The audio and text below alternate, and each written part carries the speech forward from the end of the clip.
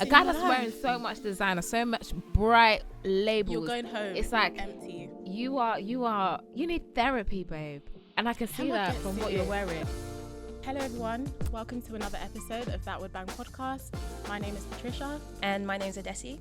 And this week we are joined by the lovely Hemah K, who is a digital content creator and a presenter. And she's also the creator of Hemah K's Perfectly Perfect Love Life. It's a tongue twister. It is a tongue twister. And, do you know what I mean? And sometimes I think, the name shouldn't be that long, but I just really love the name so much. Perfectly Perfect. Obviously, it's not so perfectly perfect, but I like the kind of like the fact that it's not. Yeah. So it kind of works. It works. Yeah. But welcome to the podcast. We're really excited to have me. you on it as well. Thanks for joining us. You guys are the cutest, man. I can't believe you guys are so cute like this. Oh, thank you. No one's ever said that before. You know, No, you guys are so cute. Sorry, just because I remember the cameras watching me, I just need to make sure my hair's a bit on point. Oh gosh, anyway. How's your week been? How's my week been? So earlier this week I got back from New York. I went out there to watch a boxing match and just do other activities surrounding like boxing and sport and whatever with JD Sports. What were the other activities that you were doing? So we actually went to Gleason's boxing like training gym, which is like the oldest boxing training gym in America.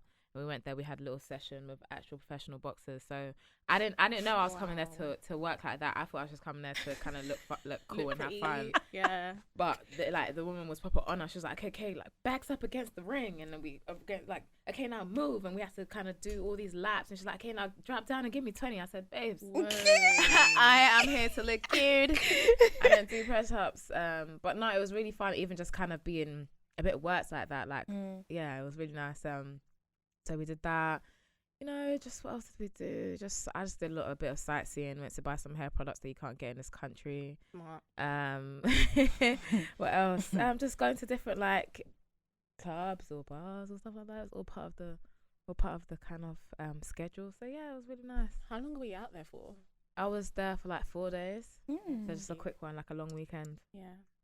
Yeah. I want to get invited to things like that. I know I'm a nobody, but I would love it. Hey, Like, you are somebody, okay? I'm somebody, guys. Yes. But I think it would just be really nice to get flued out, Do you know what I mean? It's like, it depends. What do you do for a job? I work in PR. I mean, it's okay, TV come on, PR. man. It's quite fun. Yeah, but that's the kind of lane that can get you to different places. Like, come on, I mean, PR. true. Yeah. It's true. Come on. It's a matter of time. It's only literally a matter of time. What do you do? I'm a writer. Oh, That's also very cool. Oh my god. Yeah, but they're not flying me out anyway. I'm here. But you got invited to that thing, that John Boyega thing. Yeah, but yeah. You're in the same room. I know. I breathe this air. You breathe John Boyega's air. His skin was so moist. I keep saying Your this. skin is moisturized. Thank Your skin you. is so clear. I was telling her this earlier, and she tried to make out you had sunspots. I was like, your skin is clear like water. And your skin is clear as well. No. So there's, is like, yours. literally dark spot. It's true. Everyone there's a few like little blemishes if you zoom in and shine a light, but yeah. from where I'm standing, y'all look good. Thank you so much. But you're right, that's really, really cool, man. Oh, I really thank you. respect where it's not an easy job. You wrote Perfectly Perfect. Yeah. So I definitely wrote that. How was that writing process? How's that for you? So I take a lot of things that I've experienced before. I take experience from people I know. I'm in a house with I have two sisters in it, so and my cousins, most of us are female, so I get a lot of inspiration from the things they've gone through, whatever. So I'm just able to take bits and bobs. One of my guys I used to see says I have selective memory because I can remember all the stuff from all the bad stuff, all the stuff from our past relationship, and I can't remember like people's names and stuff, but I can remember those guys. So he thinks I'm just like so selective with this kind of stuff, which he thinks is a bad thing and a good thing because it helps me to write about this those type of situations. But yeah, man, so that's the writing process for me.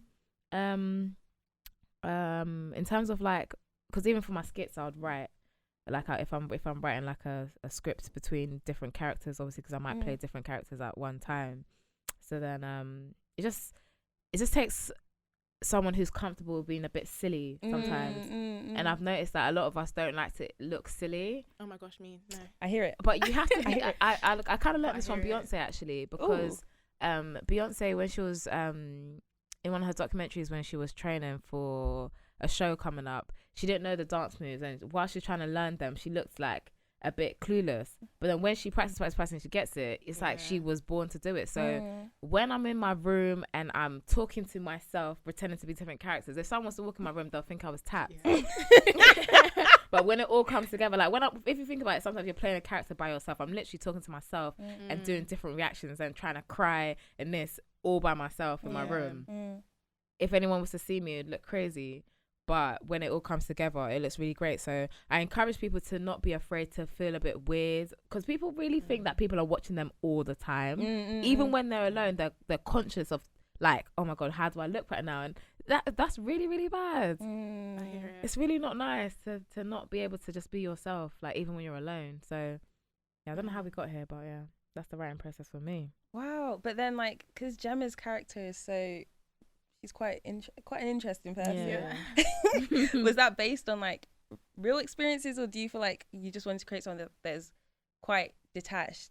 Like, what was the vibe with that? Gemma's not very far detached from me. I'm not gonna lie. Really? A lot of the things she's gone through, I've gone through, which is why I think some people can connect to it, because I don't like writing things or doing anything that I feel is unrealistic. I might up the drama a little bit, might turn it up a notch, but it's not going to be too far from reality. That kind of stuff doesn't make me laugh, because I'll watch something and it's supposed to be funny, and I'm like, but yeah, that never happens. So why am I supposed to laugh at it? Relatable stuff that makes you laugh. Exactly. Because It's like, oh my God, this is my house, this is me, this is my bedroom, kind of thing. So I love it when the skits come up on my TL, my TikTok and stuff. I'm like, okay, I'm guaranteed a laugh. Do you know what I mean? Yeah. Do you feel like you're gonna do you have anything in the pipeline? Like, obviously you do your skits, but is there more things you want? I definitely have some things in the pipeline, just because I just want to make sure I diversify the things I do. Obviously, I did Hemah K over a year ago, so I need to make sure I bring that back. Working on that, and there's just other ideas. Just because even though I'm on social media, I'm not really social media's biggest fan, which is why I'm probably not as consistent as other people. Like, some people are doing this like twice a week, 3 times a week, and I commend them, because I just it's hard, and I don't like to get caught up in that world. Like, I literally try to delete apps off my phone as soon as I'm done with it, because I don't want to spend my day on it. Yeah. And you can see so many things that just get on your nerves. Like, you'll be having a good day, and then some Kwasi SM just pops up on your TL, and now you're angry. And it's just like, I didn't need to see this. I literally didn't need to see this. So True. I'm very protective of my energy, and I just half the things I see I don't want to see. Wow. So Patricia, how's your week been? What's been going on? What's going on with you? Someone asked me this today, and I was going to say it was good, but then I was like, I'm actually lying. It was the longest week of my life. Really? Wow. It was. I've just been so low on energy this week. But on Thursday, I went to see the multiverse of Madness. Is that what it's called? Doctor Strange. Please do not ruin it for me. I have not watched it. Are you a Marvel fan? I'm a Marvel fan. So why haven't you watched it? Because look at Jesse's face, please. Because I've been busy. Okay. She just came back from New York. And the thing is that it's like, I like to kind of watch things on my own time. Yeah. So you can talk about it now. She I won't even ruin it. I promise you. I really enjoyed it though. People are saying it's really good. I can't wait to watch it. I'm so excited. I'm so excited. But I want to state for the record, for the long-term listeners who didn't believe that I was going to start Marvel from the start, I've actually made it to the most recent film. Adessy, you didn't even want to believe. No one wanted to believe. It took how many years? I beg, please. Let's you not got exaggerate. that, and that's all that matters. That's what I'm saying. You're a bit of a hater, babe. I'm not a hater. You're a bit of a hater. I'm just tired of listening to the same story. No, but hold on. I actually did it. Okay. I was like back to back with my friends. I went through all the TV shows. You did all the TV shows as well? I still have to watch Shang-Chi. That one's really good. That's really, really good. And a couple other things. Girl, you better than me. I watched Loki. What that is? You haven't watched it? Yeah, man. Big Marvel fan. That one's good. So, yeah. Shang-Chi's good. It's good. Yeah. You guys need to give me a list, because I didn't know that even existed. For real. No way. No. Yeah, that one came out. Came out last year. Yeah. Okay, yeah, cool. That's new. Yeah. Well, yeah. Still new. Still fresh. Still fresh. So yeah, that was pretty much the highlight of my week. Okay. What about you, Adessy? How's your week been? I've had a chill week. Like, I've been trying out different spaces to like write in. So I went to like the National Theatre. Oh wow. Going there. It's nice location, you know. You've got energy. It's coming all the way from Hertfordshire to go to the... Dude, I feel like if I stay in my town, I'll be stressed. I'll be sad. So I need to branch out, see people, meet people, you know, go and do all of that kind of stuff. And then I went to see for Black Boys, the theatre show. Have you seen it? That's I think so. Where like in a barbershop? No. That's Barbershop Chronicles. Okay. That's also really good though. It's all right. It's good. It's a good film. That was just an honourable mention, and I knew that. Shout out to Barbershop Chronicles. So the full title is For Black Boys Who've Considered Suicide Because of Their Hue. The title is heavy. The show itself is a bit of a comedy, but it does go deep. Like, it's about 2 hours long, and I thought it was about 2.5 hours long, and I was like, dude, I don't know if I can sit and watch this, but they did it so well. Wow. Music was incorporated, and to be honest, like, the black men in my life told me to go and watch it, and I watched it, and I feel like I came out with such a deeper understanding of who they are. Wow. If that makes sense. Like, yeah, it just made you understand like the emotional sides of how they. I just thought men were mad, in all honesty, but I realized there's method to madness, or there's reasons for madness, and because people don't know how to communicate what they're feeling, or they haven't been able to articulate it, it just means that a lot of behavior is destructive, and they know it's destructive, but they don't know how to stop it. Yeah. So it tackled so many things, from like dating to like dating black women, dating other races, to like dealing with growing up in ends and like the trauma that comes with that, or to like starting a workplace, or going to places where people are naturally intimidated of you and they internalize it, but they don't act like they care, but they really do. And it was just really deep, and I left it. I left the show like in tears. I can't do. Everyone left. You know, the ones that a situation happens and it's sad, and we're all mutually just vulnerable. Like, we all left the theater. No one was making eye contact. We all just left sad. Oh, but damn. Yeah. Oh, I hate unhappy endings. No, it wasn't unhappy. But it was more like it was a release. Like, okay, a release. it was. Cause what's that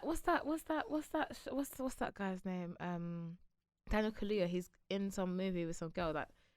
Queen and Slim. I'm not watching it because I heard it's an unhappy ending. I haven't got time for that. That ending was deep. Yeah. See, I don't like why. Life is already unhappy. If you're gonna give me a movie, make me happy. I don't. But Love Life. Love life. Oh, I love that.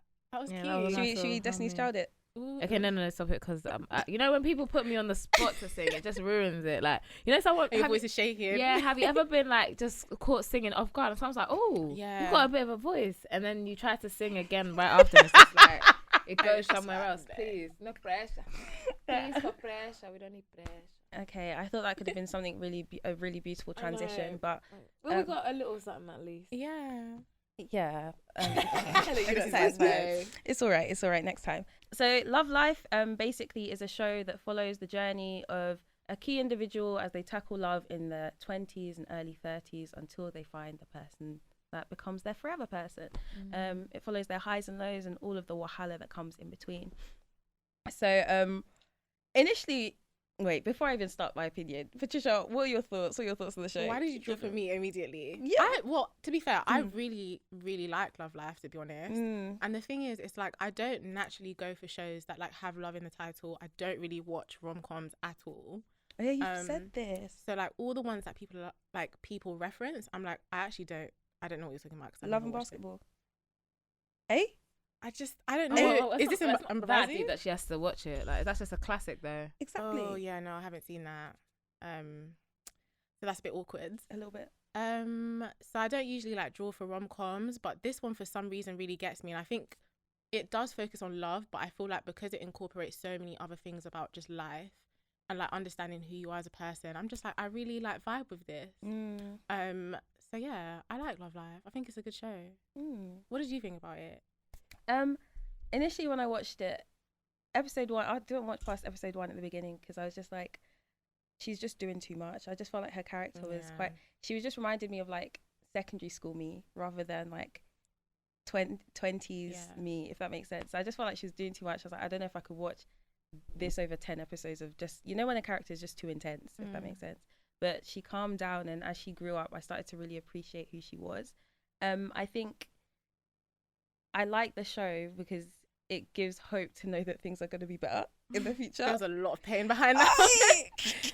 You heard that? You heard the quip on the voice? Your voice was shaking a bit still. Yeah, I think it just gave hope to know that things are going to be better in the future, and just like life continues and things aren't as deep all the time. So I think that's why I appreciated the show, if that makes sense. Do you feel like you needed the show to kind of confirm that for you? I feel like shows do help confirm that. I think when I watch shows like Insecure or like even love life, or just things where people come of age. Like I like knowing that, okay, you know what, life gets, but it's not just tumultuous, you know, I'm not suffering all the time, or it's not constantly like bad. So I think it's just that element of like, things get better, things are different, or every stage is not forever stage. And I think back to like, you know, when you're in secondary school and like you fight with your friends, you think your life is over, like you're never going to see anyone again. And then like you grow up and like, oh, it's not that deep. I feel like that's kind of how I feel when I watch like a lot of TV shows. Because I'm asking that because I feel like that's something that if you kind of sometimes look at your life, you've seen before. Like, you know, when we'll break up with a guy and we think that heartbreak is so deep, and then you like you see him maybe like a year from then, you're like, bro, I can't believe I used to care. I really can't believe I used to care. Like, and I think that's something that I kind of, I don't know if it's a good thing or a bad thing, but I can have a guy in my life, things can be great or whatever, and it can start getting rocky. I look at him and I already know that this may hurt, but give me some time and I will not care anymore. So I'm not as like because I've seen it in my own life. I know things get better. I know other guys may come along. It's a cycle. So I really can see that, obviously in movies, but I can see that in my own life as well, that at some point I'm not gonna care. I hear it. And I'll find someone better. You know? It's like you have to let yourself feel the thing and feel the emotions, but you know that you're going to get over it in time. But it is the best feeling to actually see someone and just be like, I actually don't even give a single ick. I don't care. You even start to question like, what was I on? Like, what drug? Who poisoned me? Who blinded me?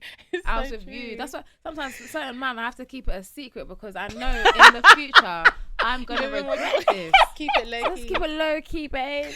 I'm laughing because it's true. It's true.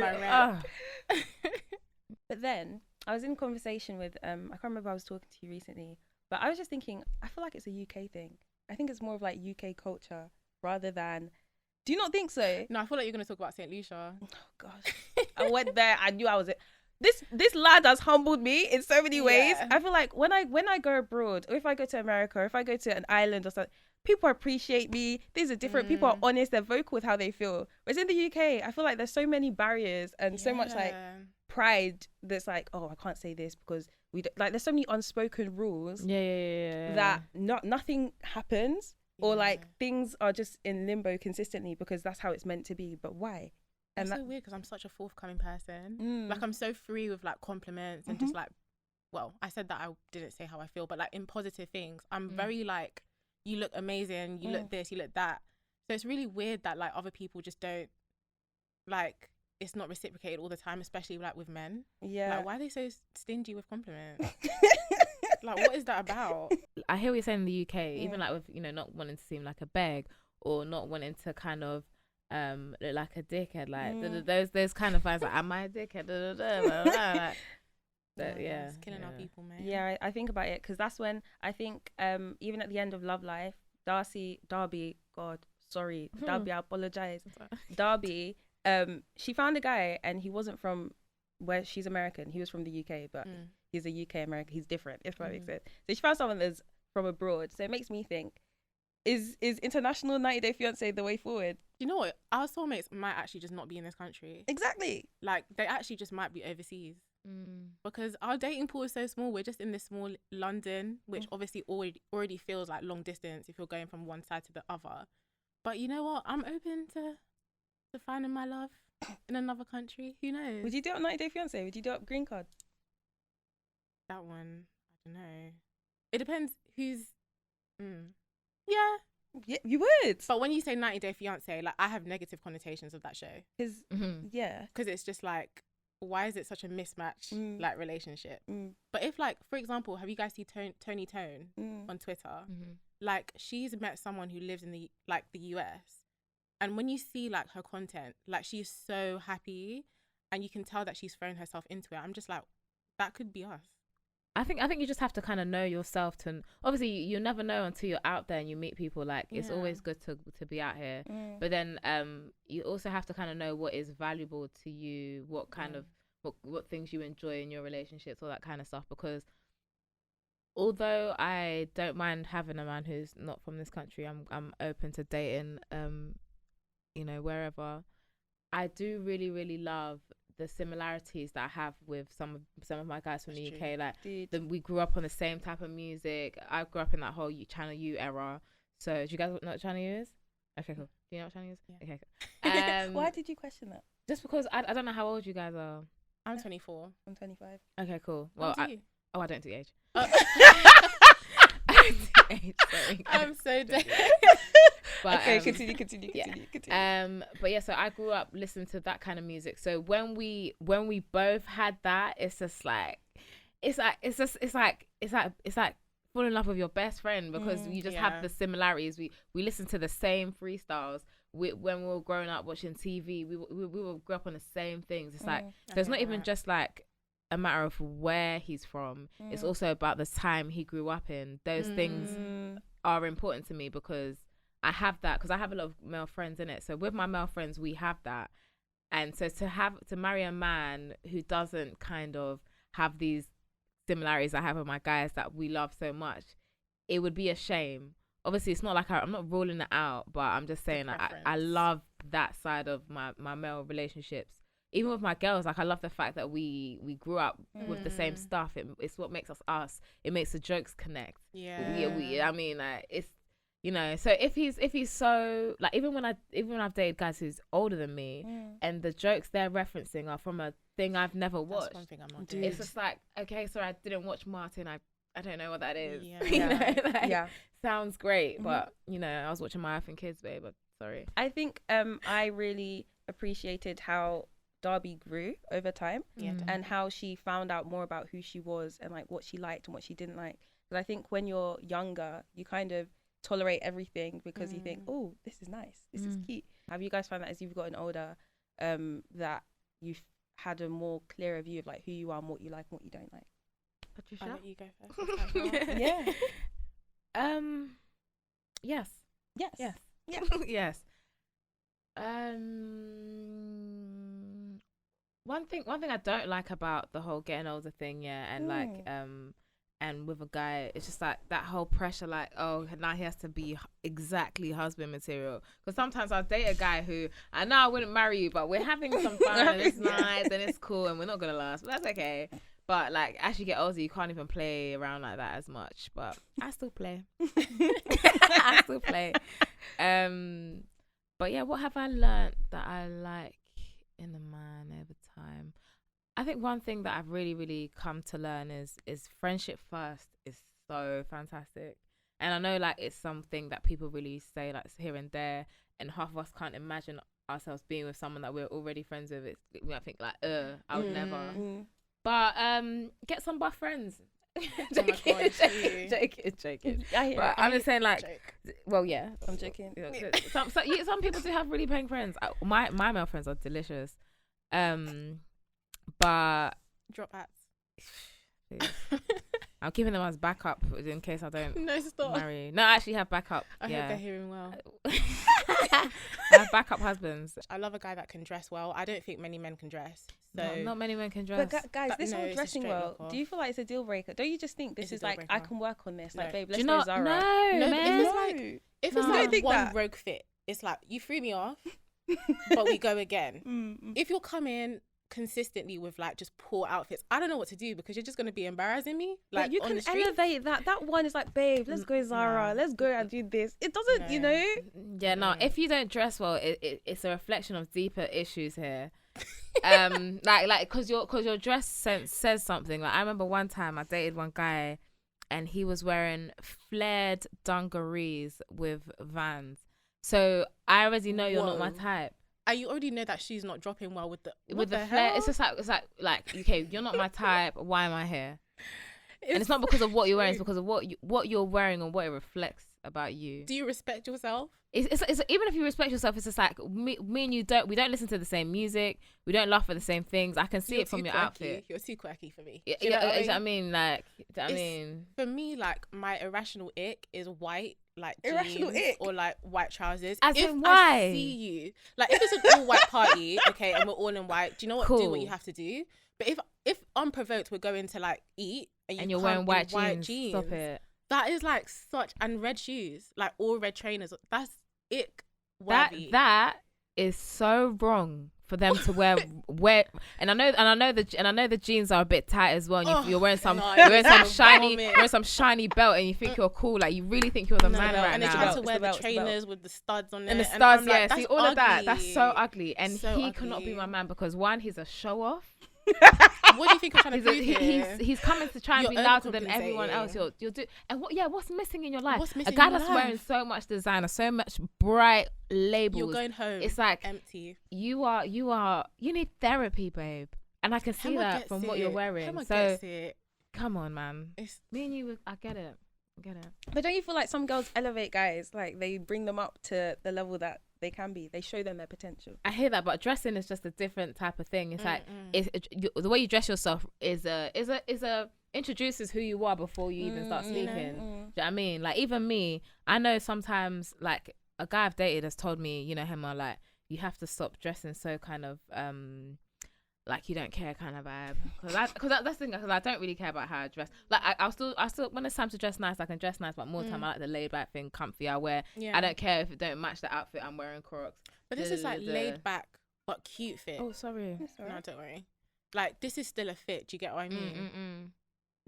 I feel like there's just ugly fits. Yeah. Just, like, Like you didn't care fits. Yeah. You know? But still, like even with your clothing introducing yourself. So he's saying like, okay, cool, Hemah, I hear that. But certain places you go now, your big HK, you need to, your forces cannot be creased, Hemah. Like he will get onto me about my forces. He'll buy me some new ones. He's not just there chatting the thing. He'll be like, no, this and that, bloody, blah. And you will see that.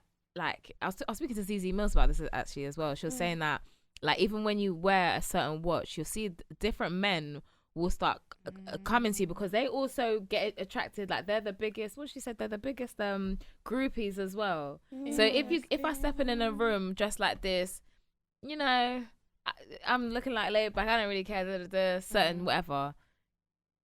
Turn it up a notch. You might just start attracting different. I mean, this is true, yeah. And then you also like even if you're gonna get a job or someone wants to use you to work for something, how much are they gonna pay you? They see you can afford this watch. They shouldn't come to you with stupid numbers because you. Do you know what I mean? Like it does do something, but we're going into different conversations. Sorry, no, it's true. No, it's good. No, It's good. Okay, your type. Patricia hadn't finished. Oh, sorry. Go on, continue. I was just gonna say, yeah, can dress well, smells good, like good height, like you can groom yourself. That's a given. Yes. But the biggest thing for me is like your values, like your socio-political values. I just feel like big words. Socio-political. I just feel like political. I don't want. I feel like it shows up in little ways. It's gonna sound like mad, but it's like I don't want you to be like a misogynist or homophobic or anything like that, and I don't want it to. I just feel like that sort of stuff bothers me. Like if you just have really bad opinions on things. Of course. So like if you have that package, then we could just work from there. But that's like the base of, and I just feel like that's hard to find because the men are really disappointed. I like people that I'm attracted to, physically. Yeah, I feel like sometimes girls are taught to manage instead of to go for what they want or we're taught to manage what we get. I'm attracted to people with creative minds and people that think in an interesting way. I think up until this point, I was properly surrounded by like corporate kind of guys. They're doing everything. You guys all think the same, box. But then being exposed to more creatives is nice, But I don't want to be doing struggle love. I don't want to be hugging to keep warm, babe. Struggle that love. one there, yeah. Let me drop you guys some game. These creatives, yeah, they dress all cool and whatever. Like when you go to the party, trust me, you're paying for your own drink. Those white jean wearing red shoes, they will pay for your drinks though. They will pay for your drinks. You can never have it all, man. But then, you can't have it all. but then again, that being said, if you're creative and we're struggle, if I believe in what you're doing, I trust that you will blow in the right time. Like everything will happen in the right time. But if it's one of those things that you're creative and like you rap to me and then I don't see the future. I don't see the future. There are a lot of broke creatives. But it's a journey. It's a journey. But I'm saying like, if that, I'm saying, but that's like, either I've been a broke creative. It's how it goes. It's not easy at all. Like I've dated men and I had to pay for their train ticket to come and see me because that's how. And they're creators. They have a dream. I don't know if it's gonna work. The same with all of us creators. We don't know if it's gonna work. It's true. I heard a struggle. But at the same time, it's like you can be a creative and, you know, like you can still try and get some kind of hustle on. I don't like people that are just kind of, all they do is focus on what their dream's going to be and they don't try to make their situation work for them right now. You got to hustle, man.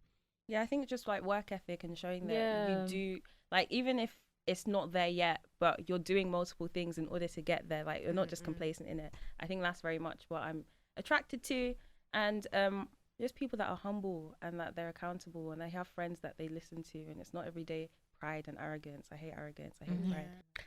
So I think that's something that I definitely learned over time as I've gotten older. Like, I had my type on paper, and then I started dating my type. I was like, I don't think you're actually my type. I think you've got to evaluate.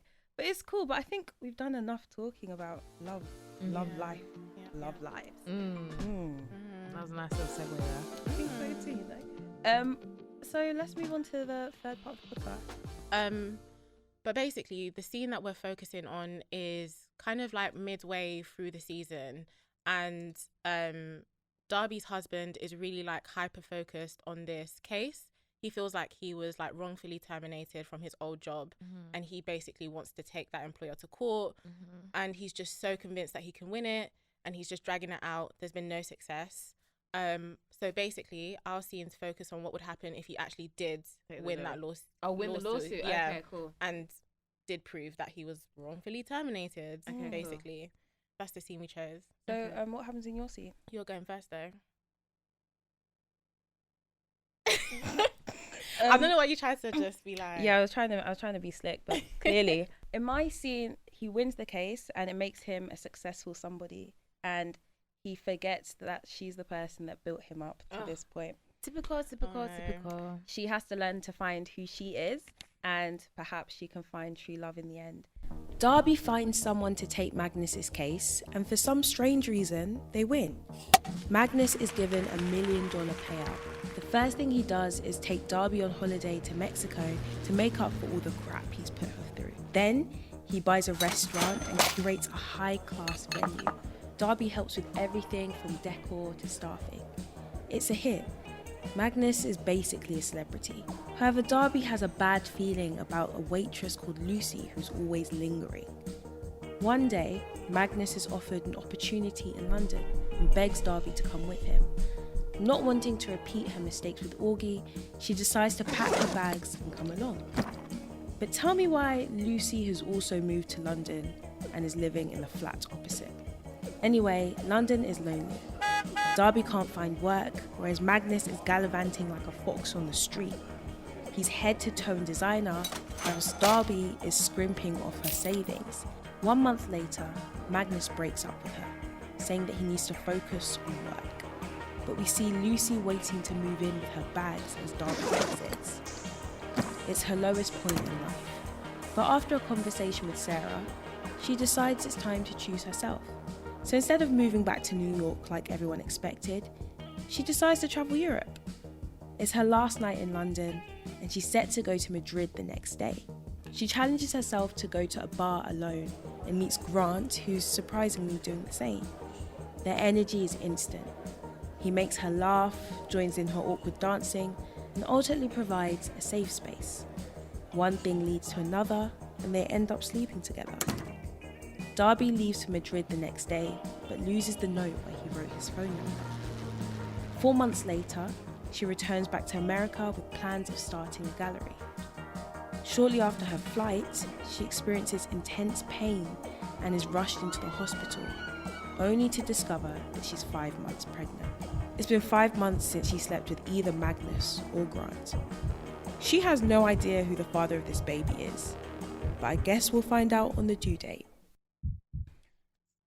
Yeah. Juicy. Thank you. So basically, in my scene, Magnus does win his case, and likewise, he just pursues ventures, bringing Darby on board as well. But she also feels really underappreciated and undervalued in that situation. And then something else unfolds that means she kind of just goes in a different direction and explores a different love life and a different relationship, basically. Magnus has won his case after finding a sketchy law firm that knows how to play dirty. His lawyer blackmails Magnus's old boss, and the case is settled outside of court. Magnus gets a payout, leaving him with a small fortune. Magnus suggests to Darby that they open a restaurant together, but she's unsure as her career is finally taking off. Magnus guilt trips her by saying that he deserves to chase his dreams too, and it's not fair for her to leave him behind. They use the lawsuit money to open an upmarket restaurant right across the street from Magnus's old boss. Over the months, they develop a rivalry, each of them trying to sabotage the other's business. For a while, Darby thinks things are finally working out because Magnus seems happy and occupied, but then she grows tired. She spends all her extra time waitressing in Magnus's restaurant, which goes unappreciated because his energy is spent on a silly feud. Neglected, she spends the night with her high school boyfriend Luke and immediately feels guilty for cheating. She cuts things off and tries to focus on her marriage.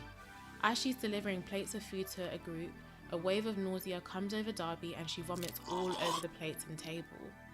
What she didn't realise is that the group included some of the best food critics in the country, who end up writing a scathing review of Magnus's restaurant in all of the papers. Magnus takes her around the back to shout in her face. To stop his screaming, Darby yells that she's pregnant. Magnus freezes, then embraces her in a hug. Darby can't quite bring herself to tell him it's not his. Oh gosh. As the months go by, it gets harder for Darby to admit the truth. While shopping for baby clothes, she bumps into Luke and they have an awkward exchange. Just then, Darby goes into labour and Luke rushes her to the hospital and calls Magnus. While high on drugs, Darby accidentally reveals that Luke is the father and there's a deathly silence. While Magnus is in the room. A few weeks later, a betrayed Magnus files for divorce and focuses on repairing his restaurant's reputation. Darby and Luke resume their relationship and move in together to live as a family. Chaos. Interesting. Chaotic. Patricia. Chaotic. Chaos. Yeah. So basically, those are both of our scenes. And yeah, we're just going to like open the floor up to you to kind of just like pick them apart, ask any questions that you have about the scenes. Like obviously like feel free to ask for extra context, to like help. But yeah, like what did you think? Okay, let's start with you because we've just Heard mine. just heard yours. So actually, one thing that I liked about both of yours and that I think is a valuable lesson to anyone in a relationship is to never like lose sight of your goals just because of your partner's goals. Now I know sometimes it's great for you to team up with your man and work with him, but it always seems like you always get, well, I don't know, from the movies it seems like you get short-handed or whatever that word is. Yeah. But when you've lost yourself and you did it was never your passion and you didn't ever pursue your passion. So I don't know about literally leaving your kind of hopes and dreams behind to follow someone else's. That's one thing I liked that you guys have really shown in you both your scenarios. So with your scenario, I love the, you know what can I say what I don't like? I never like the woman being the baddie. Okay. And because she cheats and she's pregnant and she waits till the thing is, it's like, oh, why does she have to be the one who did something wrong? I know. I hate when we're in the wrong. However, it's just a reality that we have to face and that you see all the time on Maury. because hardly do we ever see the woman that like the woman doesn't know who the baby father is. I don't know, in real life I haven't had that before in my real life. I haven't witnessed it. I'm sure it happens. It probably does happen. Yeah, but I only see it on Maury. So your one, you chose chaos. I chose chaos. What else can I say? I don't really have any questions because I feel like both the stories were really quite clear and there's like, it is what it is, like what's happened is what happened. I actually have a question for Adessy. Yes. I want you to talk us through Lucy because I don't understand like her part in the story. Like, why did she move to London and have a flat? Like, why was she there? So Lucy's the head waitress at his it's not a hotel, at the restaurant essentially. Okay. And Darby's been suspecting something's been going on, but obviously Magnus has been denying it. Then when he gets the opportunity to open a restaurant in London, it's his way of saying like, Darby, this is a fresh start for us both. Let's go. So it takes her by surprise when she sees that Lucy's there already. Is Lucy feeling Magnus as Of well? course, they're doing a thing. They're doing a thing. Desperate as how. She's there to be. They're doing a thing, and like it's one of those things that she'll be smiling in Darby's face, but I can already see her exactly in her French maid outfit. No, but it's true. Like she's smiling in Darby's face. She's like, yeah, we're just gonna do some work calls. You know, this is about work. Don't worry. Like we don't. I'll have them back early. Like that's kind of the vibe. It is. So that's why it was intense. Like when she moves them across, it's like it's only for work because they live near the restaurant. But obviously, you've moved across the world with your boss. Like it's very strange. That's weird. I like that. Sorry, I don't know why I keep talking. I like that. Like in both the scenes, like Magnus is still a really horrible person because I feel like in the show, when I was writing my scene, I was like, I don't want you to be happy in my scene. Like I don't. Like I despise you as a character. I think you're like so abusive and so trash, and I just, because of that though, I found it hard to like really think about what his story would be like, because he's still quite a secondary character, but he plays such a big part in Darby's life. It's kind of like what happens to him, like outside of Darby kind of thing. So I was like, did you find it hard like when you were writing your scene? Yeah, I didn't want him to be happy, but he was. But I also feel like men like Magnus exist and they end up being happy in these situations anyway. Hence why he ran away with Lucy and it was okay. But my plan was that in the future, like the restaurant gets shut down because scandal. The restaurant gets. I thought they were gonna find like a condom in a salad or something crazy that, and it's just scandal that it collapses his career because he kind of becomes. Right now, he's a bit of an influencer. Like everyone loves him. He's doing up self-made. No one's knowing that Darby's the one that built him up. I hear it. That's the journey. That's it. Okay. But before you pick your scene, Patricia and I do give each other 10 seconds to fight for our lives. Okay. And to do our final please. Let's go. 10 seconds for you starts now. Pick my scene because it shows what happens when women invest all of their thing into men, all their energy into men. They don't appreciate it, but Darby ultimately finds out who she wants to be, why she wants to be, and becomes the person she is. And love and drama happens in between. Oh God! In between. Even if I was just like, no, that's it. That's it now. So yeah, I'm gonna give myself 10 seconds. Well, I don't know what I'm gonna say though. Well, you didn't give me time, so can you press play, please? Can you press play? This is my phone. Patricia, can you press play? Pick my scene because you. Okay. Wait. I get to start again. Okay. Pick my scene because you get to see what happens when Darby invests all her energy and time into this business. It's also like a happy ending for her because she has a child and she sets up a new family. She gets to time's up. Loves. Thank you. Oh God, I can't actually speak that fast. Dude, it was really hard. 10 seconds was really short. You guys might want to review that. We keep saying we say this every season. It's my heart is beating every time. So well done to both of you. You guys are very good writers. I'm sitting here and you obviously saw my reactions like, oh, what girl? We're at both of them, so well done to you both. Now for the reason, like I said, I like when the villain is always the guy 100%. I never like the switch up. So I'm gonna go with Adessy's version. That reaction. I was in shock. I thought, and I just hope that if I was gonna extend your version, what would happen afterwards? The restaurant would still be successful. She would get her own level of success with her new man and their kids. But their success won't be just based on the money. It'll be based on the family aspect. Now, this man will have money, but he will die alone. And you'll realize that that's not true happiness or true joy. And that's the way I would end that one. It's like, no condom in the salad. Just he actually is successful. It's that kind of that's how I would do it. Okay, so that's the end of the episode, guys. We hope you enjoyed it. Remember to follow us on all socials, Twitter, Instagram, TikTok, and now YouTube at the TWB pod. You can follow me at _PDVR. You can follow me at Adessy. And you can follow Hemah at HEMAH_K. That's Hemah K. She spelled it out for you. You cannot mistake it. You cannot miss it. So yeah, we hope you enjoyed the episode, guys. But see you. Bye.